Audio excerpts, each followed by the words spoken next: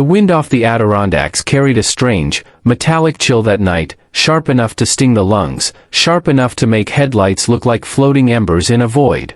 At 11:47 p.m. on October 26, 2010, Sarah Dennings sat in her parked blue Subaru on the shoulder of Route 9, gripping the steering wheel as if a pair of unseen hands were trying to pull her backward into the darkness. She wasn't supposed to stop. She was halfway through her hospice rounds, with one more patient to see before midnight. But something, or someone, had stepped into the beam of her headlights just moments before. She was certain she saw movement. A coat, maybe. A shape. Or perhaps the reflection of eyes looking straight at her windshield. She blinked hard, rubbed her temples, and peered again into the road. Nothing. Just trees bristling like a wall of black teeth on either side. She exhaled shakily. "It's just the hour," she whispered. "Too late, too tired." Sarah was beloved by her patients precisely because she didn't scare easily. She had sat bedside through the last breaths of more people than she could count. She had faced grief in all its grotesque forms, rage, denial, collapse, and yet kept her voice steady. But tonight something felt off-kilter in a way she couldn't name. Her phone buzzed. A text from her daughter, Emily. "You almost home? It's storming hard here." Sarah typed back with steady thumbs. "Finishing up one more visit. Be home after midnight. Lock up the back door." She hit send, and then she saw it. Her GPS screen flickered and zoomed out, as though a ghostly finger dragged across it. The route recalculated on its own. A sharp, jagged new path appeared, leading her off Route 9 and into a side road she didn't recognize, Hawthorne Lane.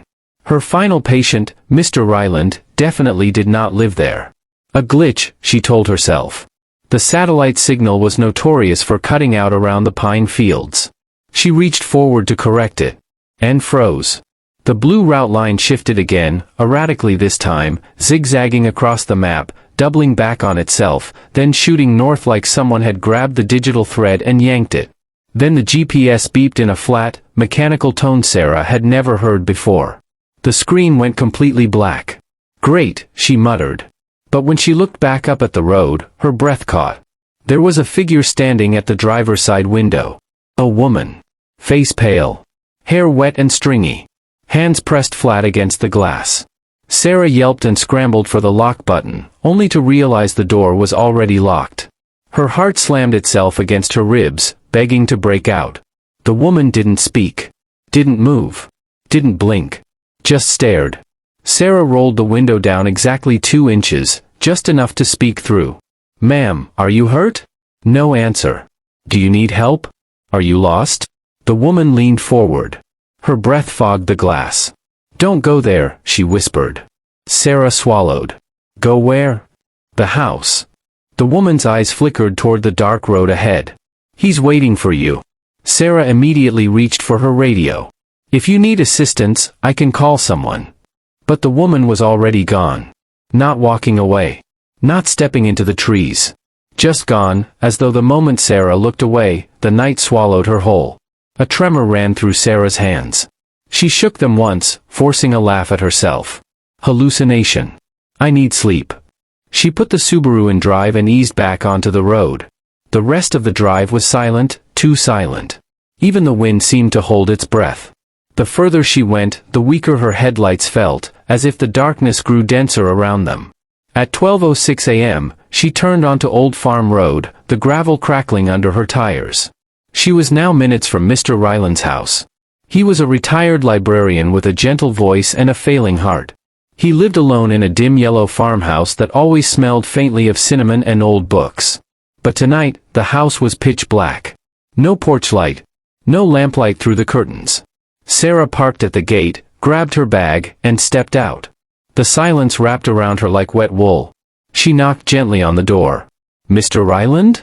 No answer. She tried again, louder this time. "It's Sarah. I'm here for your nightly check-in." Still nothing.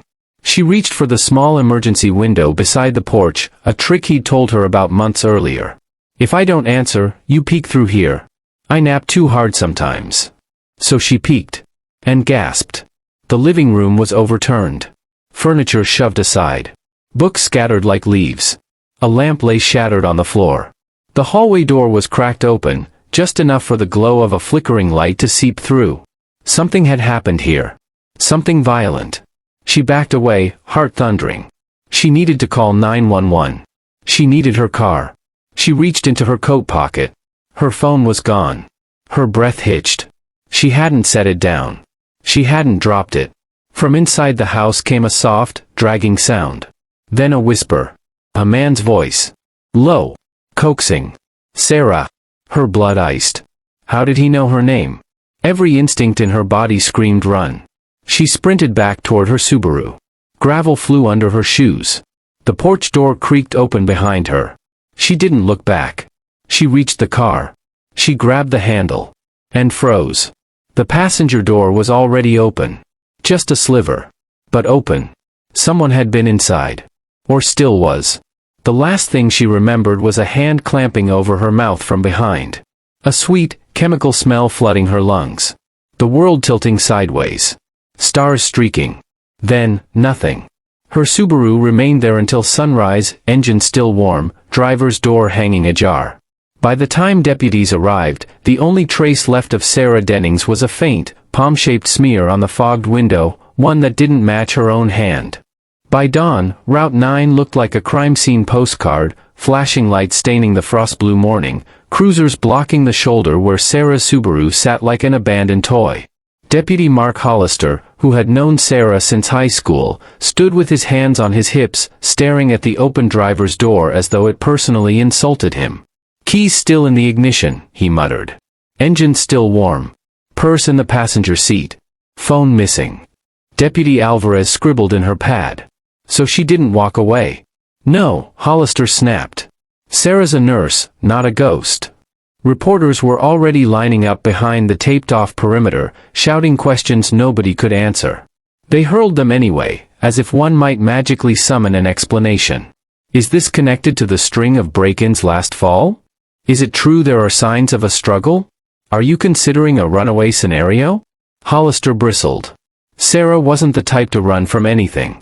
Not her job. Not her bills. Not her family.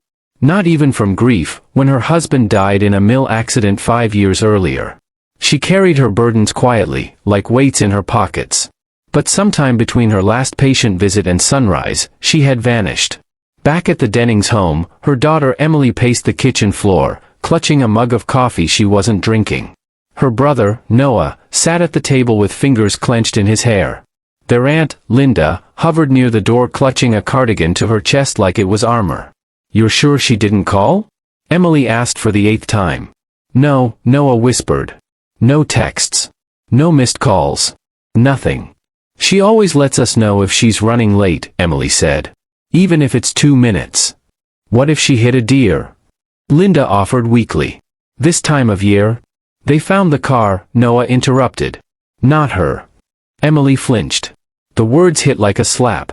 At 8:45, Sheriff Dalton himself arrived, a broad man with a thinning hairline and a reputation for always looking annoyed, even when he wasn't. Morning, he said, stepping into the kitchen. I'm sorry to come like this, but we need to ask a few questions. What happened to our mom? Emily demanded. Someone from dispatch just said her car was found. They wouldn't tell us anything. Dalton hesitated. Your mother's vehicle was discovered safely off the road. No sign she was injured, but she wasn't there. Wasn't there? Noah repeated.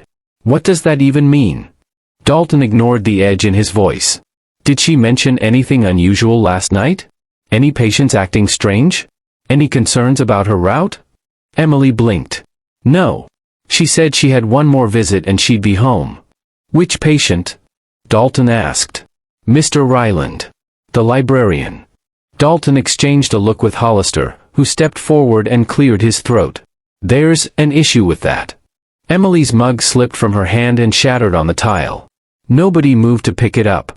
Mr. Ryland's house was unlocked, Hollister continued. Inside, the place was a wreck. Furniture overturned. No sign of him. Is he missing too? Noah snapped. Looks that way.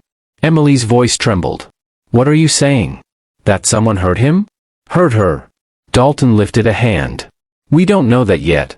But we're treating this as a potential abduction. The word hung in the room like smoke. Within hours, search teams spread through fields, combed ditches, and dragged along tree lines. Helicopters sliced across the sky. Dogs sniffed through frost and mud. Volunteers printed posters with Sarah's warm smile behind the hospice uniform she wore with quiet pride. For a moment, the whole county seemed to move as a single force. Then, the scandals began.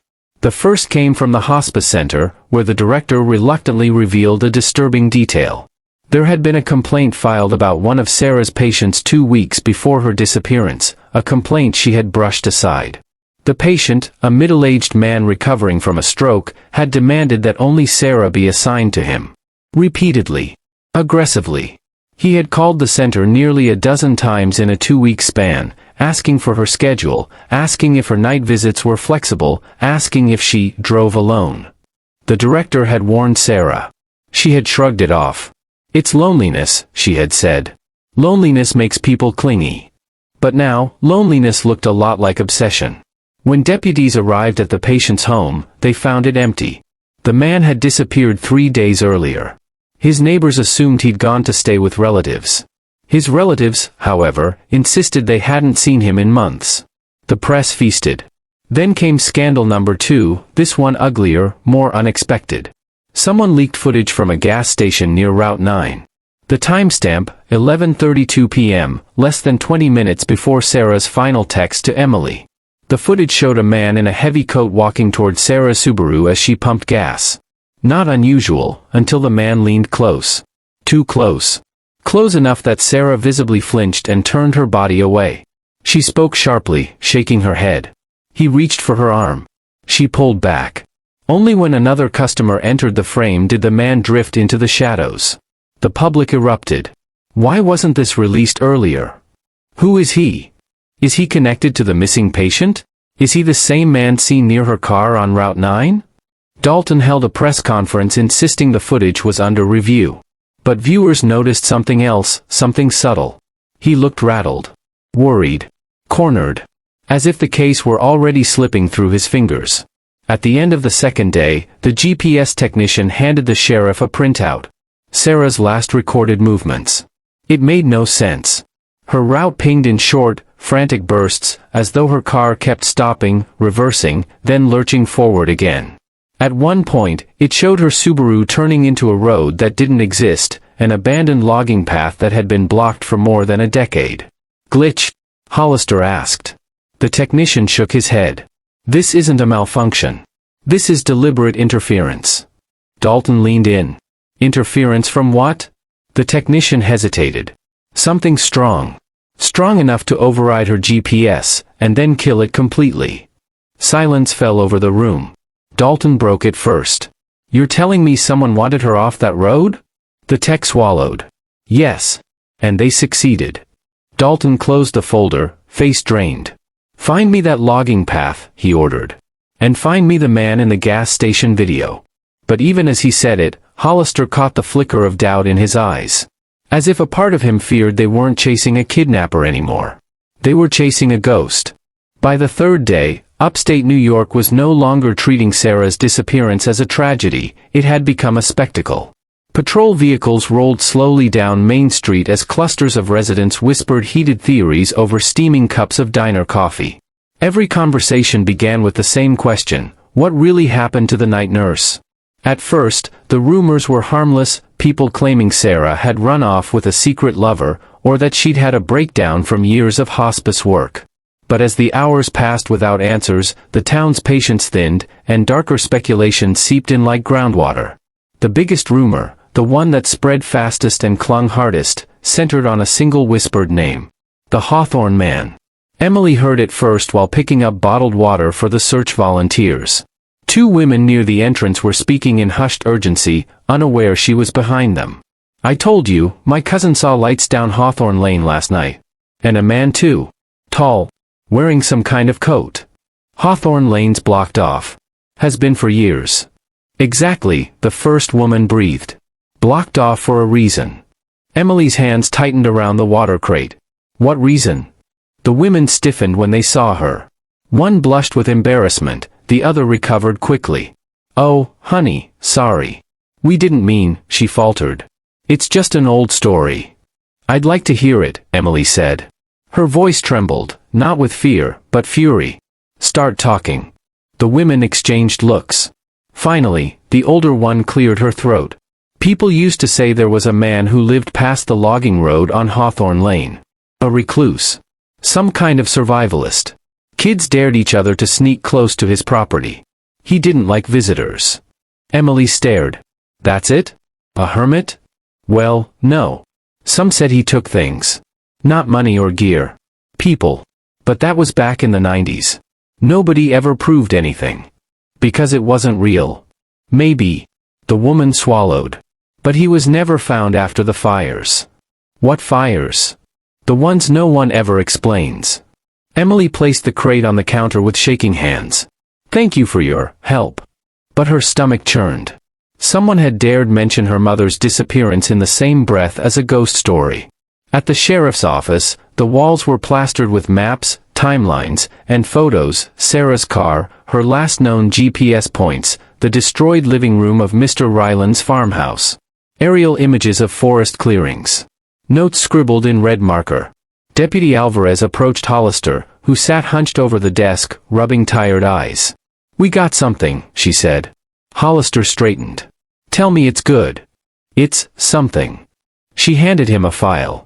Inside were records pulled from the hospice center, specifically, Sarah's assigned patients in the months before she vanished. He skimmed quickly, brow furrowing. This can't be right.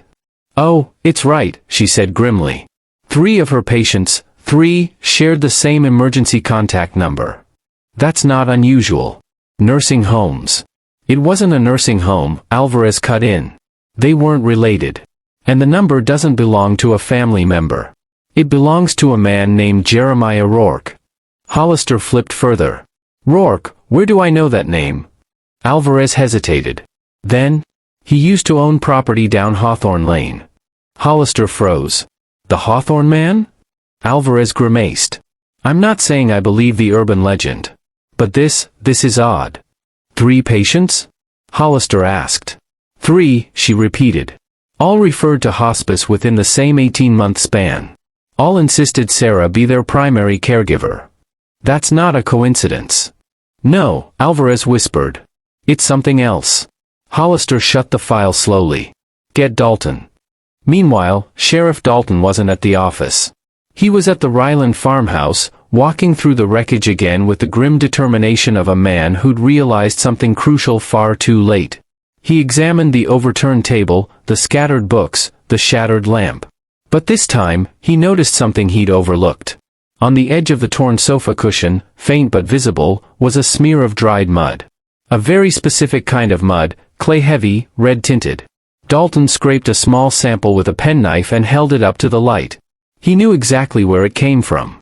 It matched soil found only in one place in the county. Hawthorne Lane. A cold wave washed over him. He turned to the deputy beside him. Get the search teams to the old logging path. The deputy blinked. Sir, that area's sealed off. Has been since the fires. I don't care if it was sealed by the president himself. Move. News spread fast. Too fast. By afternoon, reporters were already broadcasting live from the barricades at Hawthorne Lane, speculating wildly about a breakthrough in the disappearance of the night nurse. Emily and Noah arrived moments later, escorted by their aunt. Emily stormed toward the sheriff, her grief sharpening into rage. You knew something, she shouted. You knew about this place. Why didn't you start here? Dalton didn't have time for ceremony. We're here now. And you need to stay behind the tape. No, Emily snapped. I'm not stepping aside while you chase ghosts. Find my mother. We're trying. Try harder. Noah grabbed her arm gently, but Emily didn't budge. Her eyes burned with the same stubborn fire their mother used to carry. Deputy Hollister approached with a grim face. Sir, he said, you need to see this. Dalton followed him toward the barricade, where a forensics team had just finished clearing brush around the old path. There, half buried beneath pine needles and rotting branches, was a rusted mailbox. The paint had long peeled away, but the carved letters remained faintly visible. Rourke. Dalton's blood ran cold. Get this open carefully, he ordered. A technician pried it open, slowly, delicately. Inside was a single object. A small spiral notebook with a hospice sticker on the cover. A notebook labeled, "Property of Sarah Dennings." Emily gasped behind him. "That's her handwriting," she whispered. "That's her notebook." Dalton carefully opened it. The first half was filled with ordinary nurses' notes, patient vitals, medication reminders, comfort care recommendations. But the entries from 2 months before her disappearance grew different. Uneasy. Short. Clipped. And then, 6 weeks before she vanished, one line stood alone on the page. "He's watching me during my rounds. I don't know what he wants. But he knows my schedule." Dalton's throat tightened. The final entry, dated a week before she disappeared, was more terrifying still. "If anything happens to me, tell Emily and Noah I tried. I tried to help him. But he wants something else." Beneath it was a smeared fingerprint, uncertain whether it belonged to Sarah, or someone else. Emily clutched her mouth, tears spilling freely. "She knew," she whispered. "She knew someone was following her." Dalton stared down at the notebook, expression darkening. This was no ghost story. No random abduction. No coincidence. This was deliberate. And for the first time, he realized the town hadn't been asking the right question. Not where Sarah was. But who had needed her enough to take her? And why had she been afraid to tell anyone the truth? By the 4th day, the vibrant chaos that had swallowed upstate New York began to sag under its own weight. Reporters who once shouted questions at deputies now lingered with tired microphones. Search dogs grew restless. Volunteers trickled away, returning to jobs and families. Even the helicopters no longer circled with urgency, their absence was louder than their presence. The case wasn't cold, yet. But the warmth was fading. And with each passing hour, the Dennings family felt the slow, crushing suffocation of silence. Emily hadn't slept since the first night. Exhaustion clung to her shoulders, but she refused to collapse. Not while her mother's notebook, now sealed in an evidence bag, burned in her memory like a warning she'd failed to notice. She sat on the living room floor surrounded by old photo albums, searching for something, anything she might have missed. Something her mother had hidden in plain sight. Noah sat nearby, hunched over his laptop, scouring forums about missing persons and rural stalkers, topics he hadn't known existed until this week. Every so often, he'd mutter a new theory aloud, but none of them sounded real. Maybe that Rourke guy wasn't working alone, he said now. Maybe it was a group. Some kind of survivalist cult out in the woods. No, Emily whispered, flipping another page. Mom wouldn't have agreed to home visits if she sensed a group. A single person, maybe. But not a pack. Noah rubbed his face. She wrote he was watching her. That he knew her schedule. Sounds like someone with access to her patient list. Emily stared at a photo of Sarah smiling in her nurse's scrubs. Someone inside the hospice center. Noah looked up, startled. "You think she was betrayed?" "I think something worse," Emily murmured. "I think my mother trusted the wrong person." The town wasn't coping any better. The Ryland farmhouse, still sealed off with crime scene tape, became a macabre landmark. People drove by slowly, windows cracked, listening as if expecting to hear echoes of whatever had happened inside. Local teenagers dared each other to sneak closer after dark, until Dalton threatened to arrest anyone caught past the gate. At the grocery store, strangers whispered behind their hands. She must have known something she shouldn't. Or she was involved in something. Nobody just vanishes. She wasn't perfect, you know. Didn't you hear about that patient? Linda, overhearing in the canned goods aisle, dropped her basket with a clatter. The whispers froze. She stepped up to the gossipers with trembling fury. "You will shut your mouths right now," she hissed. "Sarah is a good woman. A good mother. Better than any of you standing here whispering like vultures." The women stared, speechless. "She spent 20 years caring for people on their deathbeds," Linda continued. "She sat with strangers so their families wouldn't watch them die alone. And now she's the one missing. So unless you know something important, shut up." The women scattered, leaving their carts abandoned. Linda exhaled shakily, then bent to pick up her basket. Her anger faded into something far heavier, fear. The kind you can't shout away. At the sheriff's office, tension was turning into something uglier, paranoia. Dalton sat at the head of the briefing table, eyes bloodshot, while Hollister and Alvarez argued over search data. We combed the entire logging path, Alvarez said. If there's a house out there, it's long gone. It wasn't just a house, Hollister snapped. People used to talk about shacks, hidden clearings, old cabins. We didn't search wide enough. We don't have enough manpower. Make manpower. Both of you stop, Dalton growled. They went silent. Dalton rubbed his forehead. We're missing the larger picture. That notebook was placed in the mailbox deliberately. Someone wanted us to find it. Or, Alvarez said quietly, someone wanted to mislead us. Hollister swore under his breath. Great. So we're dealing with a stalker, a missing patient, a vanished nurse, and a possible decoy. Dalton looked out the window toward the distant tree line. More than that. We're dealing with someone who understands exactly how we think. Just then, a dispatcher rushed in. Sheriff, you need to see this. She handed him a printed report. Dalton scanned it, and his grip tightened. What is it? Hollister asked. Fingerprints, Dalton said. From the notebook. Sarah's? No. Alvarez leaned forward. Then whose? Dalton exhaled. Jeremiah Rourke. Silence dropped over the room like a lead weight. But, Hollister said slowly, Rourke's been missing since 1998. He'd be in his 70s. Fingerprints don't disappear, Dalton murmured. They were his. Fresh enough to still be readable. And Sarah wrote that someone was following her, Alvarez added. Dalton looked up with grim finality. We need to find out if Rourke is alive. Meanwhile, the search for Sarah had turned into an emotional minefield.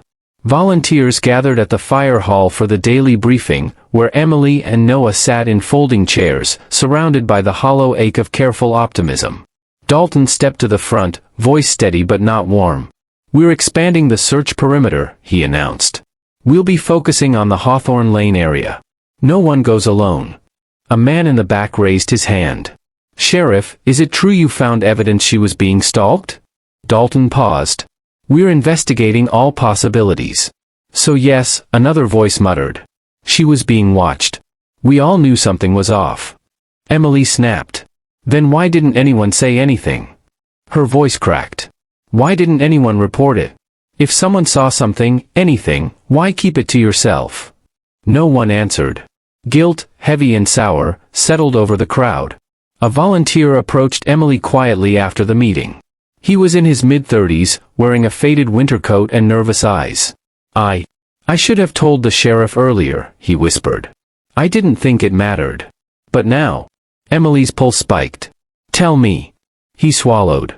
2 weeks before she disappeared, I was driving home late.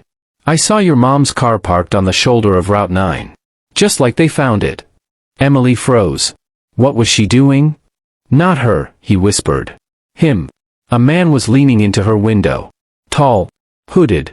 She looked uncomfortable. Emily's stomach twisted. Why didn't you say something? I didn't know it was important. People stop out there all the time. But he was strange. He didn't move like a normal person. Stiff. Jerky. He shuddered. I didn't want to get involved. Emily closed her eyes, tears burning hot. Someone had seen. Someone had known. Someone had walked away. Noah stepped beside her. We need a name. The volunteer shook his head. I didn't see his face. But there's one thing I haven't told anyone. Emily looked up sharply. When I drove past, he said shakily, the man turned toward me. Only for a second. But his coat? It had initials on it. Embroidered. Old lettering. Emily's breath hitched. What initials? The man met her eyes, pale with dread. Jr. 2 letters that would unravel everything. 2 letters belonging to a man who shouldn't exist anymore. Jeremiah Rourke. The Hawthorne man. And somewhere in the forest behind that abandoned logging road, he still breathed. For 11 years, the mystery of Sarah Dennings circled upstate New York like a permanent storm cloud.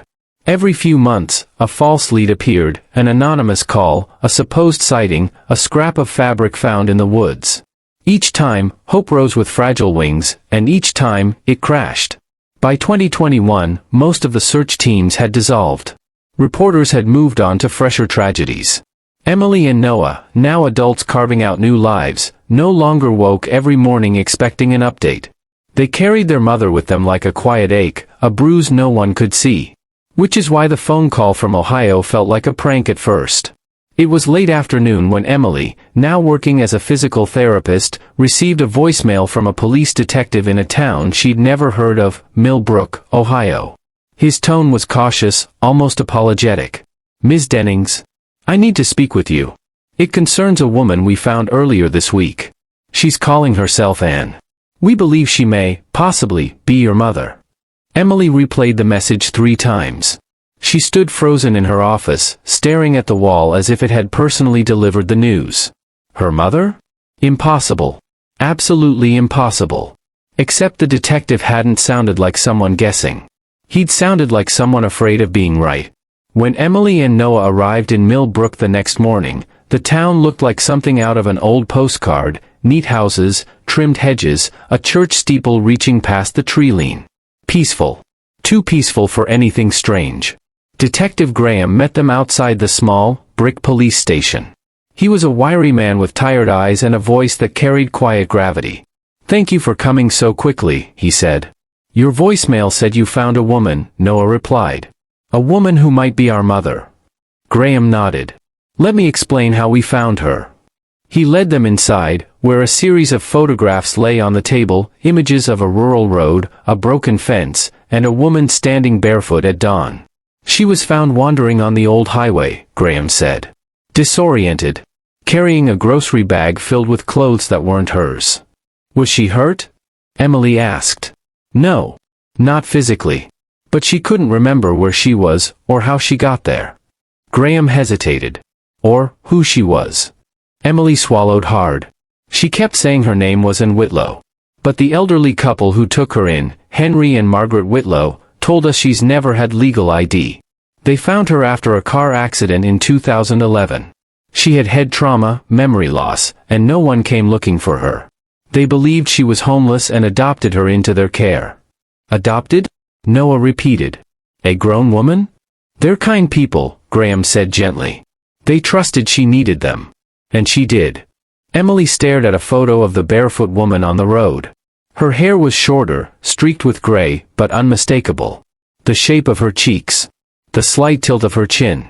It was their mother. Older, thinner, but alive. Her hand flew to her mouth. "Oh my God." Noah's voice cracked. "Where is she now?" "Safe," Graham said. "Staying with the Whitlows. But before you meet her, you need to know, and truly believe she's lived her whole life here. She remembers nothing before 2011. Nothing about New York. Nothing about Route 9. He paused. Nothing about you. The words hit like a physical blow. Nothing. Their mother remembered nothing of them. The Whitlows lived in a modest white farmhouse at the edge of town. As Emily and Noah approached, an elderly woman opened the door with a soft, apologetic smile. "You must be the Dennings," she said. "I'm Margaret. Please, come in." Her husband, Henry, greeted them warmly. They were gentle people with eyes that had clearly loved and deeply. "We had no idea she had children," Margaret said sadly. "If we had known." "You did nothing wrong," Emily assured her quickly. "You kept her safe." Henry nodded. "She's out back, in the garden. She likes the mornings." Emily's knees trembled. She followed Henry through the house, past framed photos of the Whitlows smiling with Anne. A woman who looked like their mother but stood like a stranger. A woman who had spent a decade living someone else's life. When they stepped outside, the sun was warming the flower beds. Birds chirped lazily. And there, kneeling in the dirt, planting marigolds, was the woman who had vanished on Route 9. She looked up at the sound of footsteps. Her eyes, Sarah's eyes, met Emily's. A faint smile touched her lips. "Hello," she said politely. "I'm Anne." Emily broke. Tears spilled instantly, uncontrollably. She stepped forward, but Henry gently caught her arm. "Slow," he whispered. "She scares easily when surprised." Emily nodded vigorously, wiping her face. Then she tried again. "Hi," she whispered. My name is Emily." And tilted her head, puzzled. "You look familiar." Emily let out a strangled sob. You should. I'm your daughter." And blinked once. Twice. Confusion rippled across her features. "Daughter," she repeated softly. "No, I don't." She looked around helplessly, as if searching for an anchor. I'm not a mother. I don't think I am. Noah stepped to Emily's side. Mom, he whispered. It's us. Anne's eyes filled with tears. I'm sorry, she whispered. I don't remember you. I don't remember anything before Henry and Margaret found me. Emily's heart shattered. But then, something flickered. A shift. A faint tremble in Anne's expression. I had dreams, sometimes, she murmured. Faces I couldn't place. A girl with dark hair. A boy by a piano. Voices calling me. Sarah. Her hand trembled. I thought they were just dreams. They weren't, Emily said through tears. They were us. And pressed a hand to her forehead. This is too much. I don't. Henry placed a comforting hand on her shoulder. And, sweetheart, it's all right. Take your time. Emily knelt in front of her mother, carefully, slowly. You're not in danger anymore, she whispered. We found you. And looked at her for a long, trembling moment. Then, in a voice thin as glass, she asked. Then who was the man in the woods? Emily froze. Noah's breath caught. Anne's eyes clouded, distant. The man who told me to run. The man who said he'd find me if I went back. Emily's blood turned to ice. Anne, she whispered, what man? Anne's voice shook. I don't know. I never saw his face. Just his coat. And his hands. He said his name was. She stopped. Tears spilled down her cheeks. I'm sorry, she whispered. I can't remember. But Emily already knew. She knew before the name could form. Jeremiah Rourke. The Hawthorne man. Alive. In Ohio. Watching. And now he knew where Anne was. The Whitlow's living room felt too small for the weight of the revelation hanging in the air.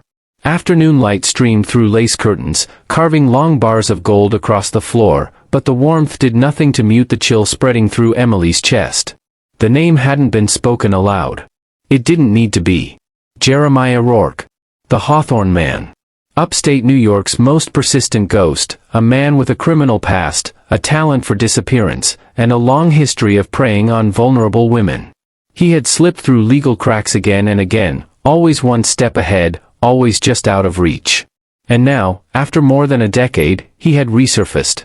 In the memories of Anne. In the woods of Ohio. Behind her fear. Emily's hands trembled. Beside her, Noah paced, running his fingers through his hair. Okay, he said tightly. Let's slow down. Mom, and, said someone told her to run. A man. She didn't see his face. It might not be Rourke. It's him, Emily whispered. It has to be. Detective Graham, who had remained quietly near the doorway, cleared his throat. We don't have proof. But the possibility is strong. He hesitated.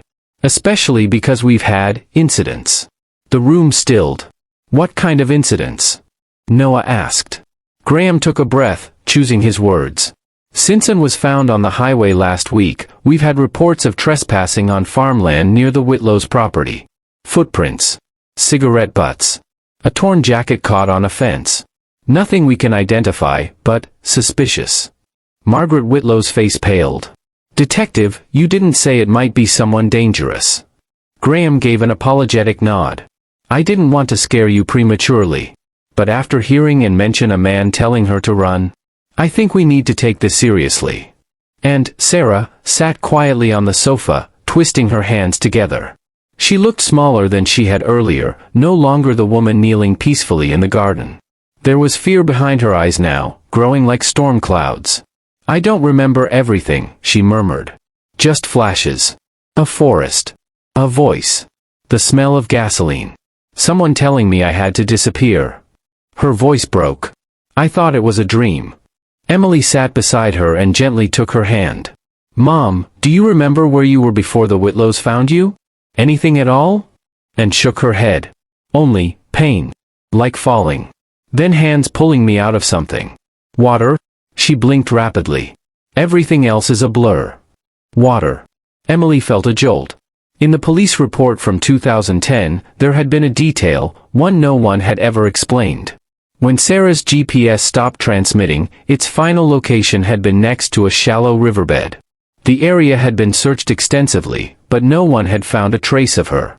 What if someone had dragged her from that river before searchers arrived? What if the man Anne remembered had saved her, but for reasons that had nothing to do with kindness. Emily turned to Graham. If Rourke brought her to Ohio, what would his motive be? Graham exhaled slowly. Rourke was involved in illegal transport, identity fraud, and a handful of disappearances. If he took Sarah, it might have been part of something larger. Maybe she saw something she wasn't meant to. Maybe she was leverage. Or maybe, he stopped, and his jaw tightened. Maybe she was simply in the wrong place at the wrong time. Noah looked at him sharply. Are you saying he kept her? For years? No, Graham answered. No, I don't think he kept her. But I do think he orchestrated her disappearance. Why let her live? Emily whispered. That, Graham said, is the question that keeps me up at night. Silence followed. Heavy. Pressed down by implications too large to swallow. Margaret finally stood, wringing her hands in her apron. Whatever comes, we won't abandon her. And Sarah is, family to us. She always will be. Henry nodded firmly. She has a home here. No matter what else we learn. Emily felt her throat tighten. The Whitlows' love was genuine, deep, uncomplicated, and protective. They had cared for her mother when the world had not. Losing them would break Anne's heart, just as gaining her children would break open an older, deeper wound. Anne looked between the Whitlows and her children, anguish flickering across her features. I don't know who I am, she whispered. Am I your mother? Or am I their daughter? You're both, Emily said softly. And neither. And more. But before she could say more, Noah froze, eyes fixed on the window. Detective, he whispered, there's someone outside. Graham moved instantly. Where? By the barn, Noah said, pointing. Tall. Wearing a brown coat. Emily's heart slammed against her ribs. The same coat described in Sarah's fragmented memory. Graham strode to the door, hand on his holster. Nobody move. Stay inside. Henry locked the door the moment Graham stepped out. For a breathless moment, all was silent. Then, Graham shouted, Stop! Police! A distant rustle. Running footsteps. The thud of boots on dirt. Emily rushed to the window in time to see a figure disappearing into the trees, tall, fast, coat whipping behind him like a moving shadow. Her blood ran cold. He had been watching. He had been listening. He had been close. Too close. And sank to the floor, trembling. He found me, she whispered. He never said he would stop. He said if I remembered, he'd come back. Emily knelt beside her, gripping her shoulders. No.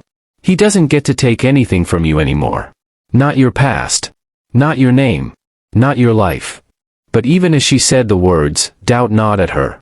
Because the man running through those trees moved like someone who had no intention of letting the past stay buried.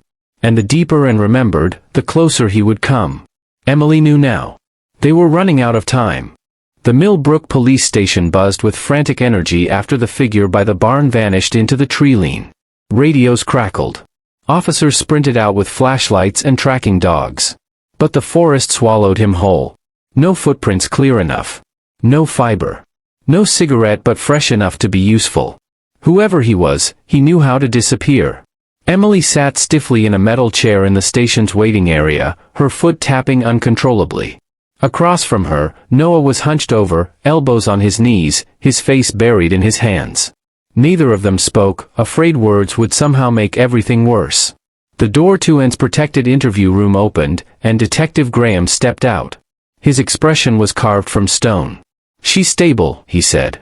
Shaken, but stable. Henry and Margaret are with her now. Emily stood immediately. Did she remember anything else? Graham hesitated. Yes. Something in his voice made Noah stand, too. What did she say? Graham motioned them down a hallway into a private office. Once the door closed, he lowered himself into a chair, clasped his hands, and began. She remembered the river. Emily's stomach tensed. The night she disappeared? Yes. Her memory came in fragments, but they're disturbing. They waited. Graham continued slowly, as though weighing every detail. She remembered stopping her car because she saw another vehicle pulled over. She thought someone needed help, typical of a hospice nurse. He paused. When she got out, someone grabbed her, covered her mouth, dragged her into the trees. Emily pressed a hand to her mouth. Noah's jaw tightened. Rourke. She didn't see the face. But she saw the coat. The same coat she remembered earlier. Graham leaned forward. And she heard the man say, "You weren't supposed to be here. I can't let you leave now." Emily felt the room tilt. "That fits Rourke's pattern," Graham said. Spur-of-the-moment kidnappings tied to whatever illegal operation he was running. But then things go off-script. Off-script how? Noah asked. Graham took a deep breath. There was a second man. Emily blinked. What? She remembered another voice. A younger one. Nervous. He said, "Jeremiah, this is too far. We can't do this." Noah swore under his breath. "So someone tried to stop him," Emily whispered. Graham nodded. It seemed so. In the struggle between the two men, Sarah was dropped into the river. She hit her head on a rock. Hard. Emily felt her chest tighten. He didn't pull her out? That's the part she remembers clearest, Graham said. The younger man jumped in after her. He dragged her from the water. He tried to stop the bleeding. He apologized over and over. Then why didn't he bring her to a hospital? Noah demanded. He was scared, Graham said. He told her, "If they find you, they'll kill you." Then he drove her away from New York, through the night, until they reached Ohio. He left her at the edge of town and said he'd come back. Did he? Emily whispered. Graham shook his head. No. If he did, and doesn't remember it. Emily sank back into her chair, stunned. There had been two men that night, one violent, one remorseful. One who wanted her gone, one who tried to save her. Noah scrubbed his face with both hands. Do we have any idea who the second man might be? Graham opened a folder on the desk. We might.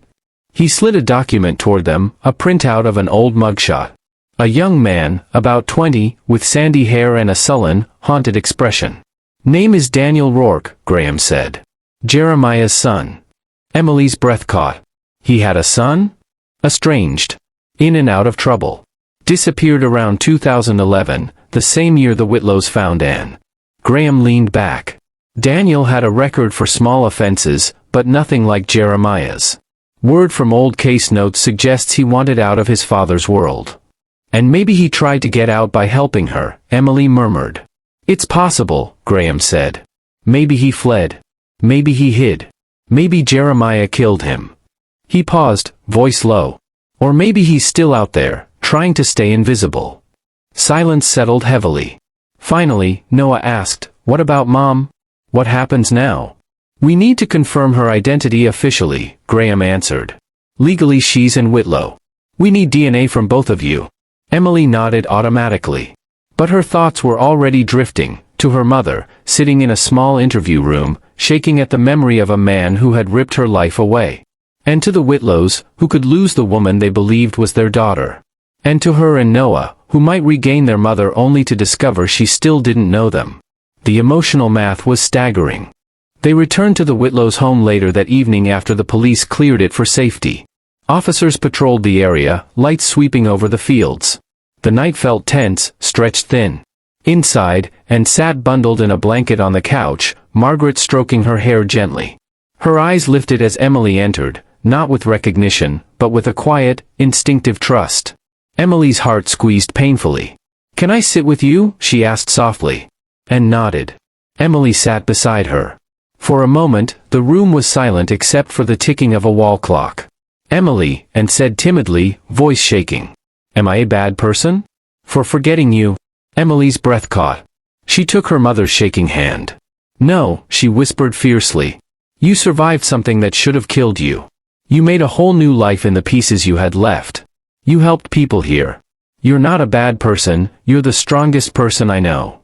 A tear slipped down Anne's cheek. But I don't know how to be both.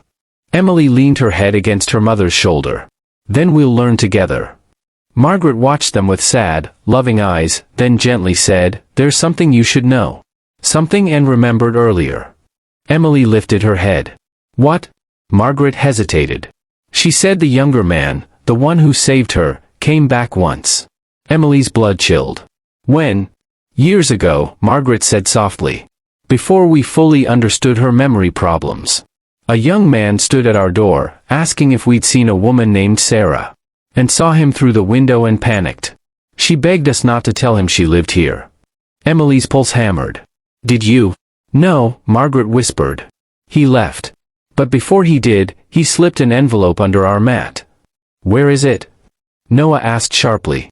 Margaret stood, went to a small drawer, and retrieved an old, yellowed envelope. She handed it to Emily. Inside was a single page. A scrawled message. And a photograph. Emily unfolded the paper. Her heart stopped. I'm sorry. I tried to fix what he did. But he's still looking for her. Protect her. Please. Dr. Beneath the note was a photo. A blurry image of Jeremiah Rourke, taken from a distance, staring directly into the camera. Alive. Outside the Whitlow's house. Watching. Emily staggered back, bile rising in her throat. The message on the note was chilling enough. But the timestamp on the photo? It was from 3 months ago. He had been here. Recently. And he wasn't done. Not by a long shot. The night the truth finally cracked open felt too still, like the entire world had paused, holding its breath for what came next. Police cars circled the Whitlow's home in a protective ring. Officers moved like shadows across the yard, scanning the dark for any sign of Jeremiah Rourke. The discovery of the 3-month-old photograph had jolted the entire investigation. And yet, even with the patrols, even with the floodlights and search teams, Emily couldn't shake the feeling that he was still out there, watching from the tree lean. And Sarah sat in the dining room, her hands wrapped around a steaming mug of chamomile tea.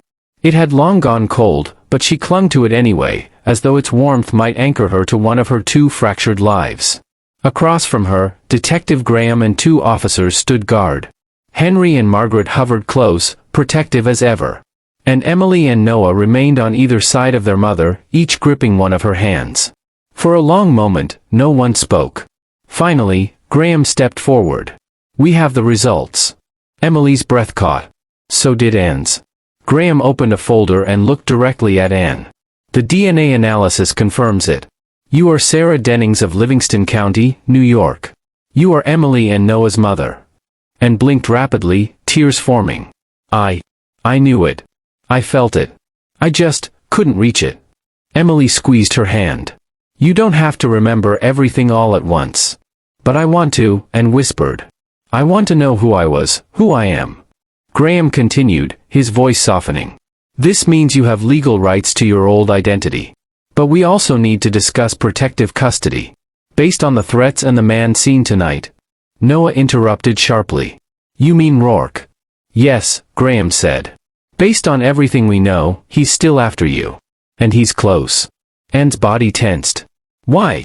Why after all these years? Graham sighed. We believe you saw something tied to one of Rourke's operations that night on Route 9. Something valuable. Something he's afraid you might remember. But I don't, Anne said helplessly. I hardly remember anything at all. Graham leaned forward. And that may be why he waited. When you disappeared, when Daniel hid you, Jeremiah lost control of the situation. But now, with your memory resurfacing, even in fragments, he may see you as a threat. Emily felt her mother trembling. She wrapped an arm around her shoulders. We won't let him touch you, Emily whispered. Ever again. For the first time, and nodded with a sliver of confidence. I believe you. The letter's second secret. Hours later, long after officials had dispersed and protective measures were arranged, Noah sat at the dining table turning the note from Daniel Rourke over and over in his hands. Something gnawed at him. A strange thickness to the paper. He brought it closer to the lamp. He whispered urgently. Look. The envelope has a second layer. Emily hurried over as he carefully peeled back the glued edge. Inside was a folded scrap, thin, almost translucent. A map. Hand-drawn. With an X marked along a riverbank outside Mill Brook. Emily's pulse quickened. This must be where Daniel went after he left Mom here. Noah frowned. Or where Dad, Jeremiah, hid something. They stared at each other, the same reckless determination lighting their eyes. We have to show Graham, Emily said, already rising. But a voice behind them stopped her. No, and said softly. They turned. Her expression was clearer than when they'd first found her. Stronger. Almost resolute. I want to go, she said. Emily's eyes widened. Mom, absolutely not. It's dangerous. I know. And stepped forward, and for a moment, just a flicker, the woman she had once been returned. The nurse who had spent her nights comforting the dying. The mother who raised 2 children alone. The woman who had survived. But that map is part of my past. If I'm going to rebuild my life, I need to face what happened. We don't know what's at that spot, Noah cautioned. Maybe nothing, and murmured. Maybe something.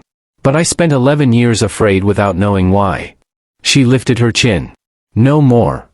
Emily exchanged a glance with Noah, then with the Whitlows, who looked torn between fear and pride.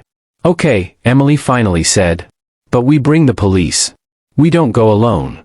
And nodded. The river at dawn. By sunrise, Graham and a small team were leading them along a narrow trail beside the river. The air was thick with morning mist, the woods drenched with the smell of wet leaves and distant pine. And walked between Emily and Noah, gripping their arms. She shivered, not from cold, but from memory pressing against the edges of her mind. When they reached the marked location, they found it instantly. A rusted metal lockbox half buried under a fallen log. Graham knelt, tugging it free. It was heavy, far heavier than expected. He cracked it open carefully. Inside were several identification cards, ledgers, cash bundles, a revolver, and a small, sealed envelope labeled, Sarah. Emily gasped. Noah swore softly. Graham carefully lifted the envelope. This was meant for you. Hands trembling, and took it and opened it. Inside was a note written in shaky handwriting. I'm sorry for what my father did. I'm sorry I didn't save you sooner. If he comes back, don't trust anyone from New York. Not even the ones who say they're looking for you. Leave this town if you ever start to remember. He will follow your memory. Daniel. Emily's blood ran cold. What does that mean? She whispered. Graham's face hardened. It means Jeremiah Rourke isn't the only threat. Noah exhaled sharply. Then who? Graham hesitated. Someone with influence, he said quietly. Someone who benefits from keeping the truth buried. Emily saw the truth in his eyes. This wasn't just a kidnapping. It was a cover-up. A scandal no one had yet dared articulate. Behind them, and stepped closer to the riverbank, staring at the rushing water that had stolen 11 years from her.